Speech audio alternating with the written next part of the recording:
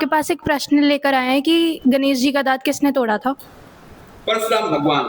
ये परशुराम भगवान जो फरसा वाले हैं ना, ये तपस्या कर रहे थे। तपस्या करने के बाद इन्होंने सोचा मैं अपने गुरु जी को मिलने के लिए जाऊं, बहुत दिन हो गए गुरु जी से मुलाकात नहीं हुई।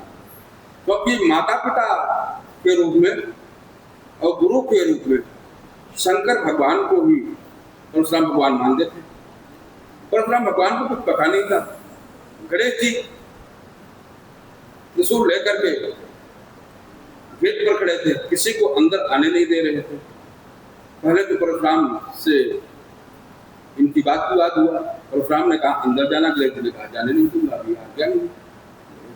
परशुराम भगवान ने सोचा माता के पास मुझको जाने की कौन आज्ञा दे सकता है, मैं तो उनका पुत्र हूँ, क्योंकि माता पार्वती पुत्र रूप में मानती है, तो मैं कैसे नहीं जा सकता, तू कौन होता रोकने वाला। और इस बातचीत के दौरान उनकी आपस में बात बिगड़ी और युद्ध हुआ। उस युद्ध के दौरान जब परशुराम भगवान बहुत क्रोधित हो गए तो उन्होंने फरसा चला दिया, और जब फरसा चला दिया उनके दांत में लगा तो दांत कट हो गए। एक ही दांत था।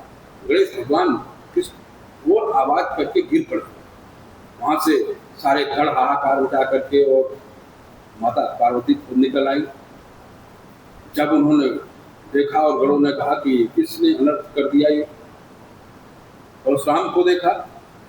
अब माता पार्वती भी बड़ा विस्मय में हो गई, क्या करें, एक तरफ मेरा ये पुत्र है और एक तरफ मेरा ये पुत्र है। तो उन्होंने कहा परशुराम तुमने क्या किया, अपने ही भाई का अपने ही। परशुराम इस बात से बहुत लज्जित हुए। उन्होंने बहुत प्रार्थना किया और बोला अगर मेरी सच्ची भक्ति है तो गणेश भगवान पूरे स्वस्थ हो जाए और एक दंत से ये जाने जाए, इसलिए गणेश जी को एक दंत कहा गया है। और परशुराम भगवान फिर प्रार्थना करके और गणेश जी का जो है प्रारूप बना करके घोर तपस्या की, गणेश जी को प्रसन्न किया। गणेश जी ने परशुराम जी को वरदान दिया और इसी कथा से एक दंत गणेश जी कहलाए। और परशुराम जी के द्वारा ही ये कि शंकर भगवान बोले ये होना था, गणेश जी की एक दंत के रूप में पूजा होनी ही। ये भगवान भोलेनाथ ने कहा ये मेरी ही लीला है। जय श्री राम, जय गणेश भगवान।